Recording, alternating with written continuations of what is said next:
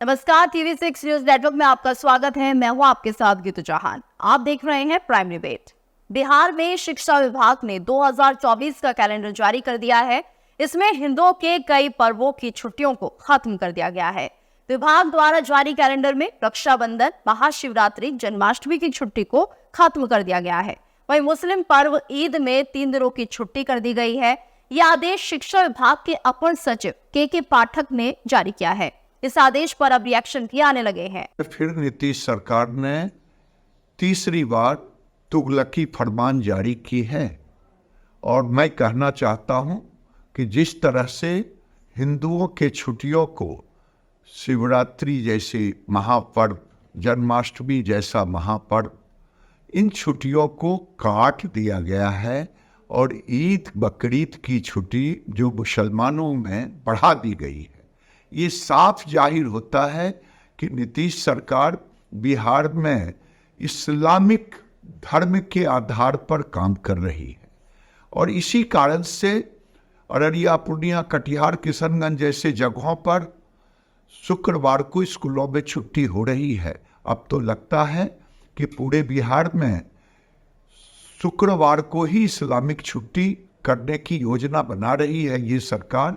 अगर हमारे छुट्टियों को जिस ढंग से काटने का काम किया है, अगर नहीं इन छुट्टियों को फिर से बहाल किया तो इसका खामियाजा नीतीश कुमार को आने वाले चुनाव में भुगतना पड़ेगा। ये नीतीश कुमार नहीं कहलाएंगे बल्कि मोहम्मद लालू यादव और मोहम्मद नीतीश कुमार कहलाएंगे। आज चर्चा इसी मुद्दे पर, लेकिन उससे पहले आप सभी से अनुरोध है कि आप TV6 न्यूज नेटवर्क को सब्सक्राइब करें, लाइक करें और शेयर करें। और अब अपनी चर्चा की शुरुआत करते हैं। हमारे साथ खास मेहमान जुड़ चुके हैं।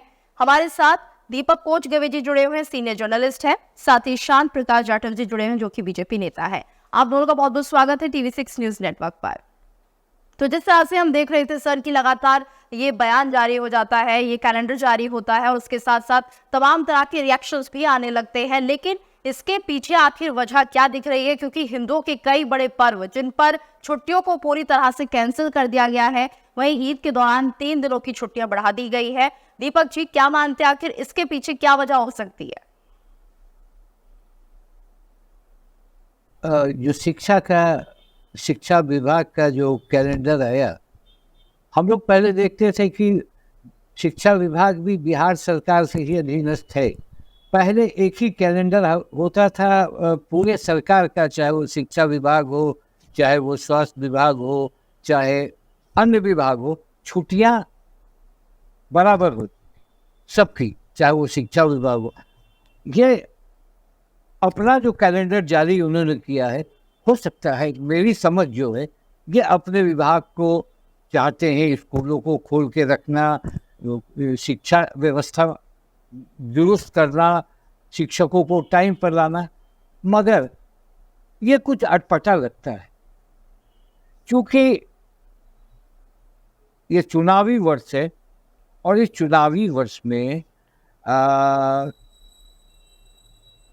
कुछ मुझे अच्छा नहीं लगता हिंदू और मुस्लिम बोलने में। कुछ जातियों का वो छुट्टियां कैंसिल हुआ, रद्द हुआ, कुछ जातियों में बढ़ गया, एक आध दिन बढ़ा, 2 दिन बढ़ा। के पाठक के बारे में मैं बताना चाहूँगा। के पाठक एक ऐसा अधिकारी है, देखिए शिक्षा में अभी अगर मानिए तो शिक्षक टाइम पर स्कूल जाने लगे हैं, शिक्षकों को कंसर्न है, डर भी है, ये सारी चीज़ें हैं, मगर के पाठक विवादित रहे हैं हमेशा। अब ये कैलेंडर बिना नीतीश कुमार के पूछे नहीं पास हो सकता है, क्योंकि ये निर्णय बहुत बड़ा निर्णय है और इस निर्णय के पीछे संचिका तो नीचे से ऊपर और अंत में मुख्यमंत्री के पास जाता है। जब तक मुख्यमंत्री की सहमति नहीं होती है तब तक ऐसा नहीं होता। भले कि अशोक चौधरी ने कहा कैसे कर दिया कि पता नहीं है, बहुत सारी बातें हुई।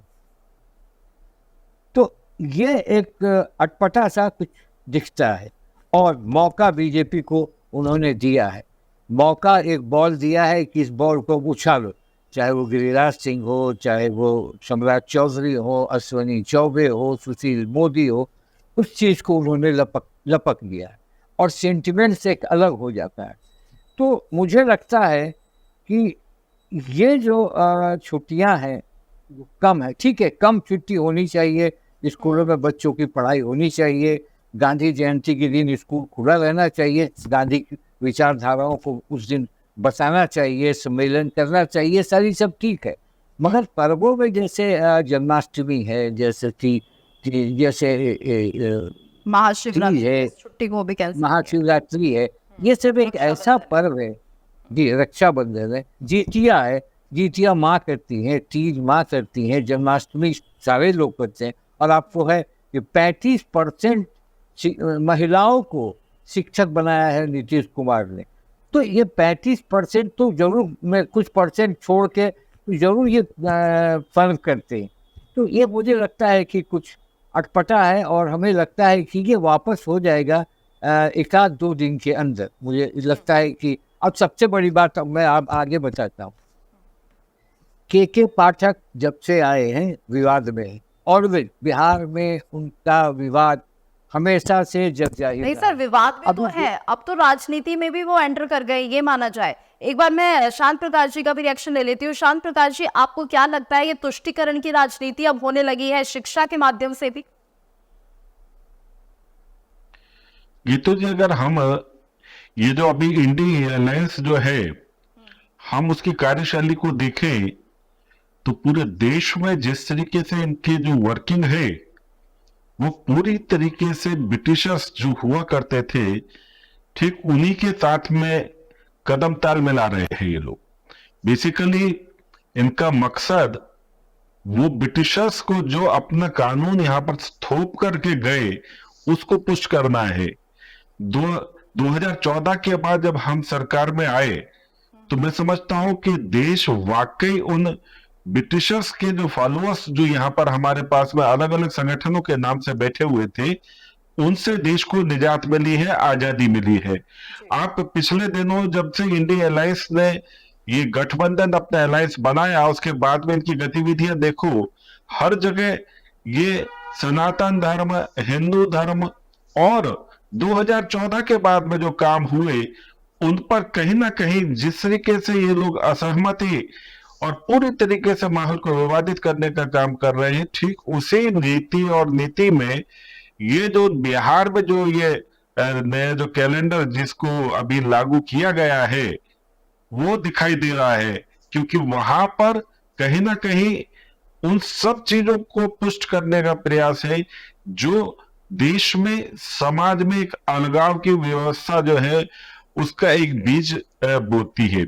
और वहीं से ये सब चीजें उभर करके आने वाली हैं 2024 को ध्यान में रख करके। जिस तरीके से इन्होंने कैलेंडर में अभी तक परिवर्तन क्यों नहीं किया, क्योंकि अभी तक ये एक मत नहीं हुए थे।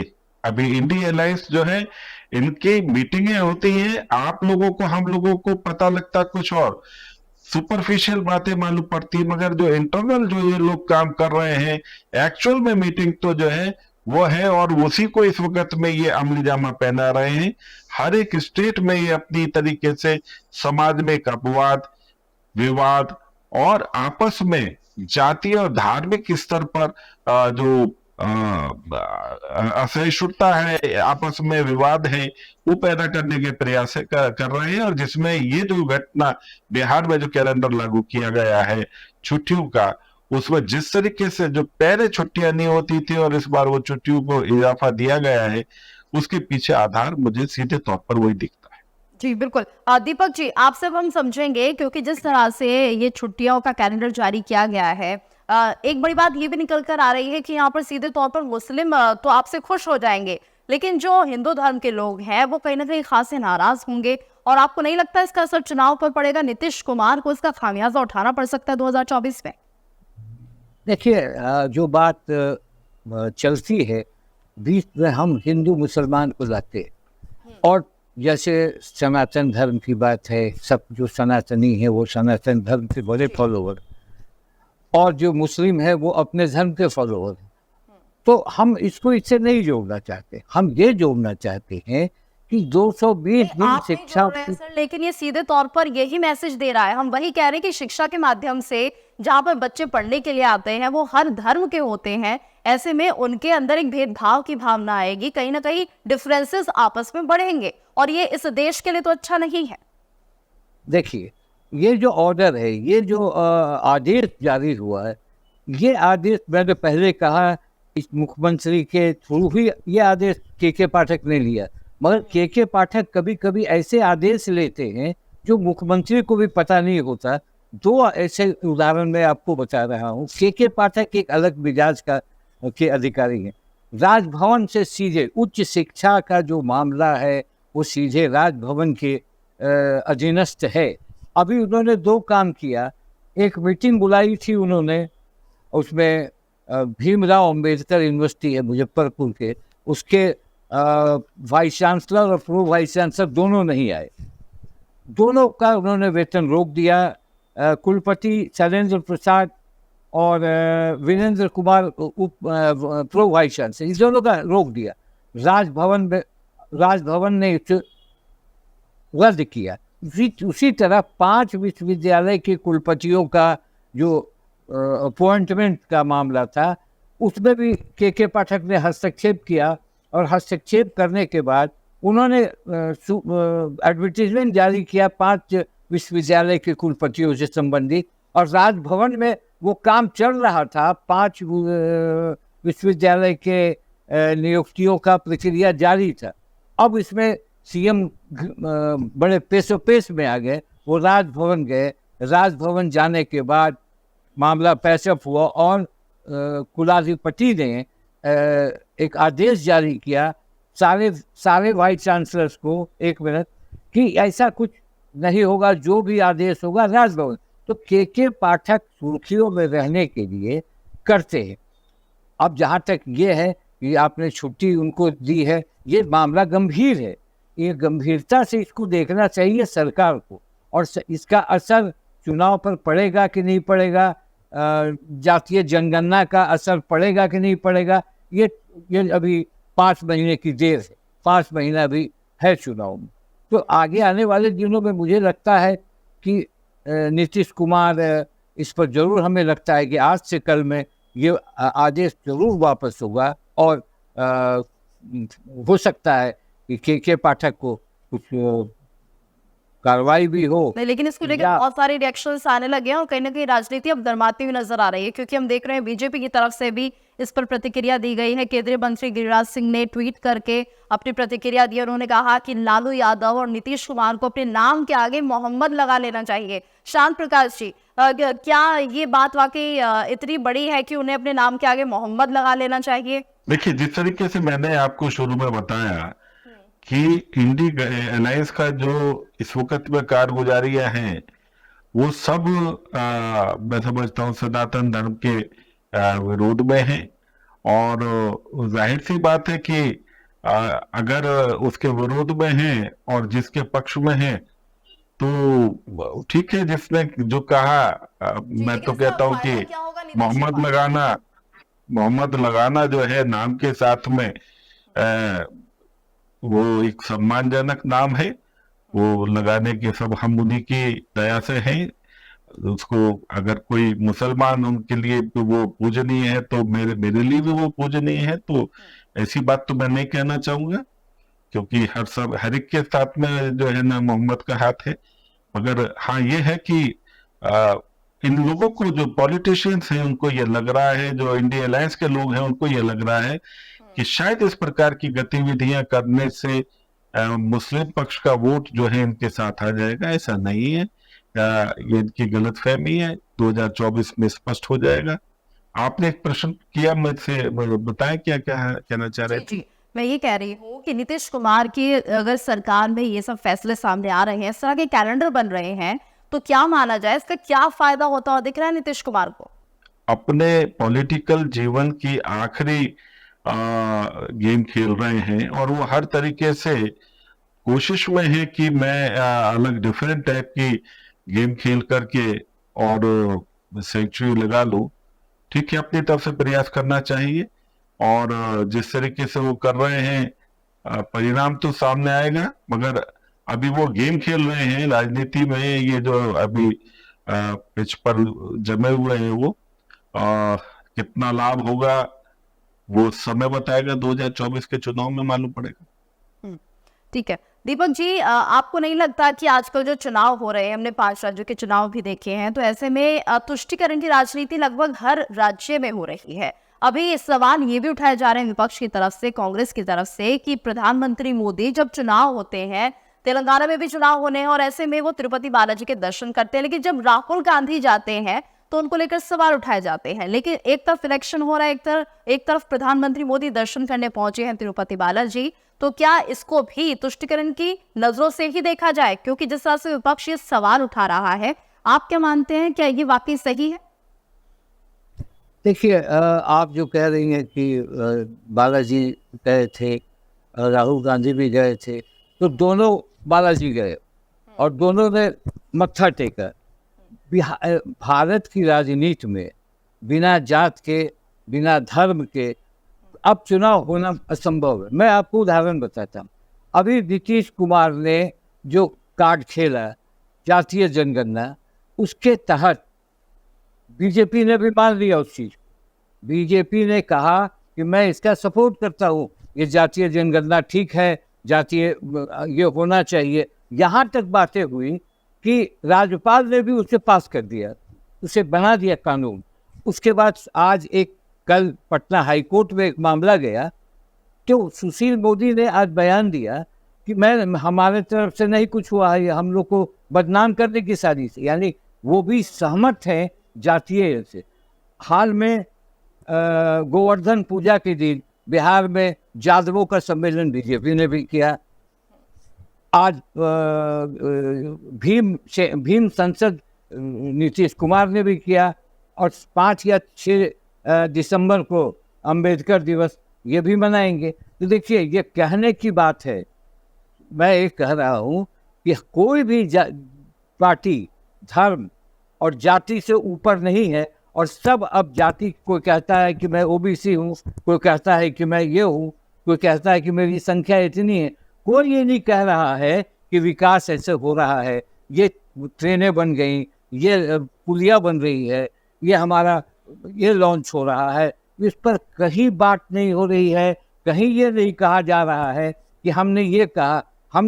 हम या तो तुष्टीकरण की राजनीति में फंसे हैं, या सनातन धर्म की राजनीति में फंसे हैं, और ये जातीय धर्म की राजनीति में फंसे। पूरा माहौल अभी बिना जातीय समीकरण के क्या टिकट बढ़ जाएगा कांग्रेस में या बीजेपी में या लेफ्ट पार्टी में या किसी भी पार्टी में कि हाँ ये जाति की संख्या इतनी है तो इसको इतना ये करो। क्या जरूरत है कल भीम सेना का करने का आयोजन? क्या जरूरत है फिर बीजेपी को 7 तारीख को उसको काउंटर करना? तो भाई साहब, हम बोलते बहुत है, हम करते वही हैं जो माहौल होता है। अब प्रधानमंत्री जी भी जाते हैं तो ठीक है भाई, आप अगर प्रधानमंत्री हैं तो आपको हर चीज़ को देखना चाहिए। राहुल गांधी हैं, उनको भी हर चीज़ को देखना चाहिए कि हमारे वोटर हर जात के वोटर हैं, हर चीज लोग हमको वोट करते हैं। तो मेरा ये कहना है कि ये जो फैसला है, मैं इस फैसले पे बात करना चाह रहा हूँ जो बिहार के में हुआ है, वो सरकार को सोचना पड़ेगा, सरकार को इसे वापस करना पड़ेगा और वापस करना चाहिए। काहे कि इस तरह से शिक्षा में ये नहीं होना चाहिए। मगर के पाठक के बारे में ठीक है, उन्होंने सुधार किया है। अगर प्लस पॉइंट है तो ये बोलना होगा कि आज शिक्षक टाइम पर जा रहे हैं और शिक्षक टाइम पर स्कूल पहुंच रहे हैं, डर व्याप्त है, ताकि हम अच्छा पढ़ा। यहाँ पर तो ये कर दिया ना, छुट्टियां आपने जो दूसरे धर्म की थी वो एक धर्म की आपने बढ़ा दी है, एक की कम कर दिया। आपको बैलेंस रखना चाहिए था, मुद्दा ये है। ईद में 2 दिन था तो अपने 3 दिन क्यों किया? आपने मुहर्रम में 1 दिन था तो 2 दिन क्यों किया? उसी तरह से ये तो सीधी आरोप लगेगा उन पर, मगर इस आरोप को रेक्टिफाई करना होगा। इससे मुझे नहीं लगता है कि, अब देखिए एक चीज़ और बता रहा हूँ, नीतीश कुमार जी बहुत अच्छा गेम खेलते हैं। शिक्षा विभाग है आरजेडी के पास, मंत्री है गौन, मंत्री का कुछ चलता नहीं है। इसी शिक्षा विभाग में इस के पाठक ने पहली बार मंत्री के पीए को ऑफिस आने से रोक दिया था कि आप ऑफिस नहीं आएंगे और ऑफिस जाएं। तो इनका भी जो काम होता है ये सीधे तरीके से ऊपर से होता है। और आरजेडी का विभाग है, आरजेडी के जो अभी सुप्रीमो है, नौजवान सुप्रीमो तेजस्वी यादव, वो भी चुप रहते हैं। तो मुझे लगता है कि आज से कल तक में ये गलती को सुधारेंगे और इसका चुनाव को भी अपना पक्ष रखना चाहिए, लेकिन अभी तक कोई प्रतिक्रिया नहीं आई है। शांत प्रकाश जी, हमने हमेशा ये पढ़ा है, हम अब तो ये माने कि हम कई दशकों पीछे चले गए हैं, क्योंकि अक्सर हमने यही पढ़ा है कि जो कास्ट सिस्टम है वो अबॉलिश होना चाहिए, यानी कि देश उससे खत्म होना चाहिए।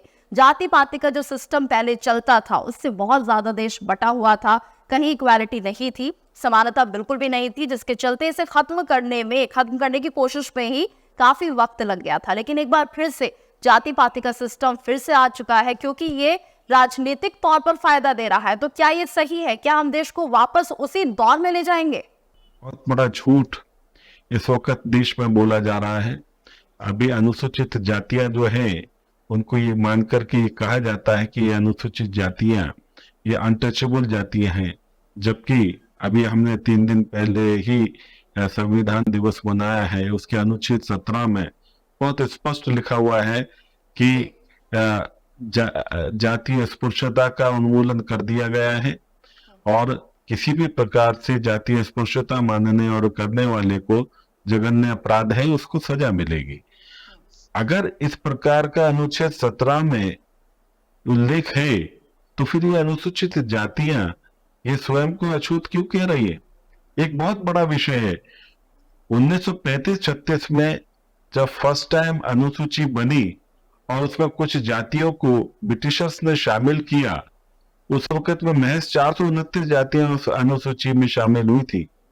1950 में जब भारत का कॉन्स्टिट्यूशन बना उसमें 593 जातियां अनुसूचित जातियों में शामिल हुई और आज हम 2023 में बात कर रहे हैं, आज 1238 जातियां अनुसूचित जातियां हैं। अब आप ये बताएं कि 1950 से अब तक जो समय है इसमें तो कहीं ब्राह्मण या किसी और का हस्तक्षेप नहीं रहा। इस वक्त में ये जो जातियों में इजाफा हुआ वो स्वाभाविक बात है उन पार्टियों ने किया जो समाज में लोगों को आरक्षण का लॉलीपॉप बांट करके उसमें शामिल कर रहे हैं। यानी ये अनुसूचित जातियां कहीं से भी अछूत नहीं है, बल्कि ये मुझे वोट देंगे इसलिए मैं इनको अनुसूची में शामिल कर दूं, इस लोभ और लालच से अब तक की जो सरकारें हैं, अब तक की जो पार्टियां हैं, उन्होंने इस जातियों की अस्पृश्य जातियों का एक पहाड़ तैयार किया। ये अपने आप में एक बहुत दुर्भाग्यपूर्ण विषय है। और साथ ही साथ जिस तरीके से बाबा साहब भीमराव अंबेडकर को ये कहा जाता है कि आरक्षण उनकी वजह से शुरू हुआ, आपको मैं बता दूं कि 1901 में छत्रपति साहू जी ने ब्रिटिशर्स के कहने पर सबसे पहले आरक्षण का प्रावधान किया था। 16% आरक्षण मुसलमानों को दिया गया था, 16% आरक्षण एंग्लो इंडियन ईसाइयों को दिया गया था, 60% आरक्षण हिंदुओं को दिया गया था और जो शेष 8% आरक्षण जो था वो ब्रिटिशर्स के मुलाजिमों को दिया गया था। तो इस तरीके से आरक्षण व्यवस्था जो है सबसे पहले भारत में ब्रिटिशर्स के द्वारा ये तय की गई।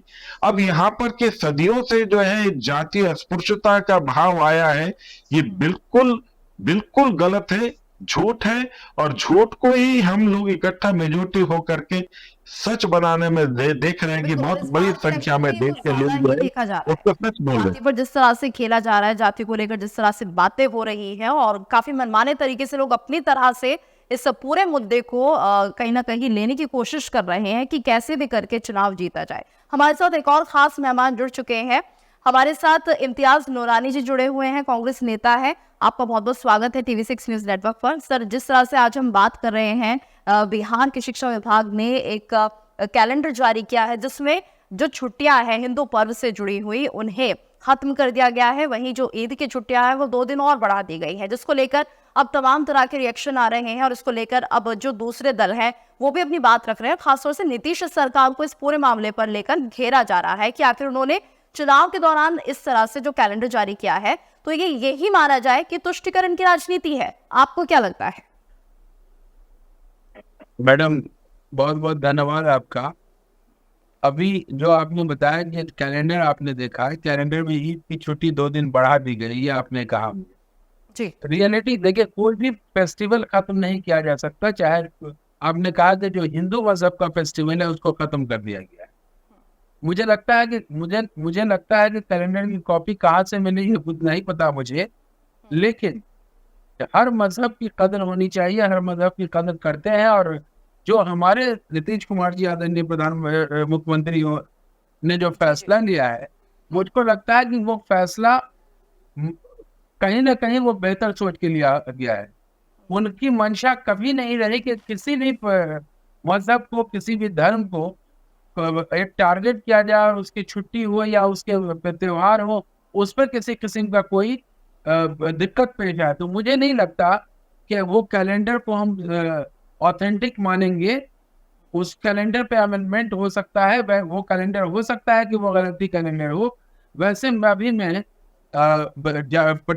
इनका बीजेपी प्रवक्ता जाटव जी का मैं सुन रहा था, यादव जी का मैं सुन रहा था, तो मुझे ये लगा जाटव जी का कि इन्होंने कहा कि तुष्टीकरण की राजनीति कर रही है बिहार सरकार, या उन्होंने सारी जो इंडिया अलायंस की पार्टी है सभी पे उन्होंने अभी एक एलिगेशन लगाया कि गलत को सही करने में सब इकट्ठा हुए हैं।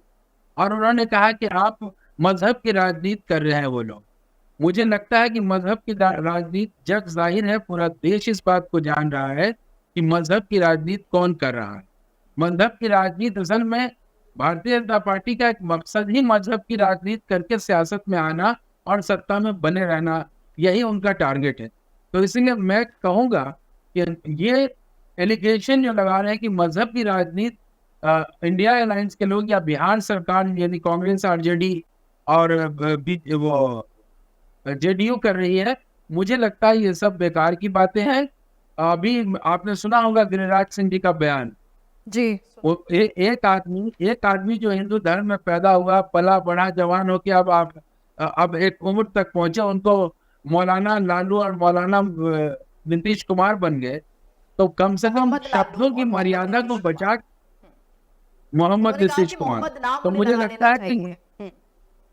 अब मैंने वही बोला ना कि शब्दों की मर्यादा बचा के रखना चाहिए। काम करने में यही हम हम लोगों चर्चा ने कर कभी रहे थे नहीं कि आप कर क्या रहे हैं, आप इस तरह का आदेश देते हैं, इस तरह की कैलेंडर निकाल रहे हैं। ऐसे भी जो बच्चे होंगे, जो सभी धर्म के बच्चे एक साथ पढ़ते हैं, उनकी मानसिक स्थिति क्या होगी, ये देश का भविष्य है। और अगर यहाँ पर आप इस लेवल पर इन बच्चों को बांटते हैं धर्म के नाम पर, जो कि अब तक तो कभी नहीं हुआ था लेकिन अब बहुत ज्यादा होने लगा है, तो क्या हम माने, क्या भारत एकजुट रह पाएगा? इन बच्चों की मानसिकता में बदलाव नहीं होगा क्या? ये जो फैसला है ये उर्दू मीडियम स्कूल को लेकर के, अगर आप देख पा रही होंगी तो उर्दू मीडियम को स्कूल को लेकर के ऐसे उर्दू मीडियम के स्कूल में मैक्सिमम मुसलमान बच्चे पढ़ते हैं। उनको अगर जुमा की छुट्टी और ईद की छुट्टी मिले तो मुझे नहीं लगता इस पे एतराज होना चाहिए किसी भी किस्म का। अगर एतराज हो रहा है तो गलत हो रहा है। जो कॉमन एजुकेशन है, जो कोएड एजुकेशन है, या फिर जहाँ हर मजहब के लोग पढ़ते हैं, उसमें तो इस किस्म की चीजें नहीं होने जा रही है। तो उस पर असल में क्या है, एक बौखलाहट है। 2024 में जो हालात बन रहे हैं, उस हालात में आप ये इनका इंडिकेशन है कि पूरा देश इकट्ठा हो रहा है, एक जमघट लग रहा है। उस जमघट में इनको जो इनकी जो नाकामी है, चाहे वो रोजगार हो, नौकरी हो, उस पर जो नाकामी है, सारी नाकामी को छुपाने के लिए छोटे छोटे मुद्दे पैदा कर रही है और उसी में लोगों को उलझा करके रखना चाह रही है भारतीय जनता पार्टी। तो मैं समझता हूँ कि गौर से सोचे, इसमें सिर्फ वो स्कूलों के लिए ये कानून बना जो सिर्फ मुसलमान बच्चे पढ़ रहे हैं। अगर उनको जुमा की छुट्टी मिल गई और ईद की छुट्टी मिल गई तो क्या इशू हो गया कि इतना बुखला रहे हैं ये लोग। लेकिन यहाँ पर यह भी कहा जा रहा है कि गांधी जयंती की छुट्टी भी रद्द कर दी गई, अम्बेडकर जयंती की छुट्टी को बरकरार रखा गया। तो ये डिफरेंस क्यों किया जा रहा है, ये भेदभाव क्यों किया जा रहा है? दीपक जी, आपको क्या लगता है क्योंकि आखिर किस तरह से छुट्टियों को निर्धारित किया जा रहा है? कोई छुट्टी आपने अपने मनमाने तरीके से नहीं दी है, कुछ आपने बढ़ा दी है, तो ये तरीका क्या है दीपक जी? छुट्टियों का विवाद चला है, हमने शुरू में ही बता दिया। अब देखिए, कुछ बातें ऐसी हैं जो नहीं होनी चाहिए। जैसे आपने शुक्रवार को बंद कर दिया, तो उसमें हम लोग जब पढ़ते थे तो 1.5 घंटे की टिफिन होती करते आप, तो ये सब कुछ दिखता है।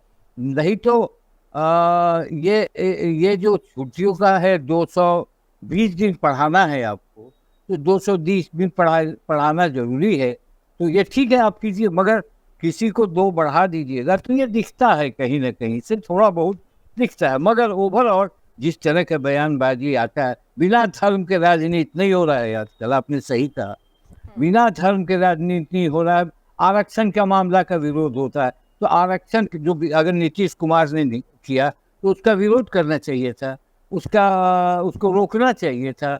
आपको याद होगा 2015 में जब चुनाव था बिहार में, इसी आरक्षण के मुद्दे पर बीजेपी कहाँ चली गई थी, और मोहन भागवत ने शायद को बयान दिया था कि आरक्षण हटेगा, उसको लेकर लालू प्रसाद और नीतीश कुमार एक थे, क्या कर दिया था। तो अब ये बोलने कथनी और करनी में अंतर होना चाहिए, जो भी हो। जी, किसी को यानी मौलाना मुद्दों कह पर नहीं, देना, सिर्फ धर्म पर राजनीति देखने को मिल रही है। सर समय इतना ही है, शांत प्रकाश जी आखिरी कमेंट में आपका लेना चाह रही हूँ कि क्या मुद्दों को छोड़कर सिर्फ धर्म की राजनीति चल रही है? देखिए, सही मायने में इंडिया अलायंस के द्वारा एटलीस्ट जो है वो तो धर्म और जातिवाद की ही राजनीति को हम लोग देख रहे हैं। अब अदर भाषा, किसी को अपमानित कर देना, प्रधानमंत्री के लिए भी जिस प्रकार के अपशब्द बोले गए, तो कहीं से भी मुझे नहीं दिखता कि जो है इंडिया अलायंस और इसके जो वर्कर हैं वो नियंत्रण में है। सब अनियंत्रित हो रखे, इनको कोई मतलब नहीं है, यानी चुनावी क्योंकि इन्होंने कहीं विकास में देखा। धर्म की राजनीति पर चुनाव लड़ा जा रहा है और जनता कहीं ना कहीं बेवकूफ बन रही है। नूरानी जी आपका आखिरी कमेंट। इंडिया एयरलाइंस कंप्लीट धर्म की राजनीति कर रही है, ये जग जाहिर है। कैसी बात कर रहे हैं? मुझे लगता है कि इंडिया एयरलाइंस जो इन लोगों ने जो तोड़ने की राजनीति किया था उसको जोड़ने की बात कर रही है।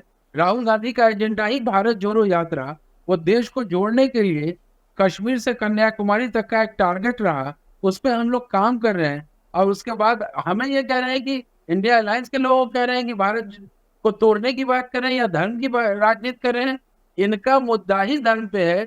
ये आपने देखा उत्तर प्रदेश में ये हलाल पे बैन लगा रहे हैं कि हलाल लिखी हुई चीजें दुकान में नहीं बिकनी चाहिए। ये कहाँ ले जा रहे हैं देश को? कहाँ आज से 70 साल 75 साल से देश में कहाँ इस किस्म की चीजें हो रही थी? ये 9 साल में तो लगता है देश में एक अलग ही चेंजेस आ गया। हर आदमी आप देखते हैं चलती ट्रेन में किस तरीके से लोगों को जिंदा मार दिया जाता है, कैसे सीआरपीएफ के जवान रेलवे पुलिस के जवान किस तरीके से गोली चला देते हैं। इनके पास कोई कंट्रोल नहीं है, तो बुखलाहट में इन सब चीजों को लेकर के और टॉपिक बना करके उसकी लड़ाई हम लोगों से लड़ते रहते हैं। तो मुझे नहीं लगता है कोई मुद्दा जब इनके चुनाव पास। आते हैं तो एक तरह से कहीं ना कहीं पार्टियां अपना हित सोचने लगती है और जो भी मुद्दा होता है उसे कहीं ना कहीं तुष्टीकरण की नजरों से देखा जाता है, उस मुद्दे को ऐसे घुमा दिया जाता है, इस तरह से प्रतिक्रियाएं दी जाती है जिससे कि मामला कुछ ऐसा ही बनता चले। लेकिन हम यही कहेंगे कि इस तरह के जो कैलेंडर जारी किए गए हैं बिहार शिक्षा विभाग की तरफ से, उन्हें भी सोच समझकर करना चाहिए, क्योंकि अब कहीं ना कहीं ये पूरा मामला पॉलिटिसाइज हो चुका है। अब इस पर और रिएक्शंस भी आएंगे। बहुत बहुत धन्यवाद आप सभी का हमारे साथ इस चर्चा में जुड़ने के लिए। और इसी के साथ प्राइम डिबेट में इतना ही। जाते जाते आपसे अनुरोध करेंगे कि आप TV6 न्यूज नेटवर्क को लाइक करें, शेयर करें और सब्सक्राइब करें।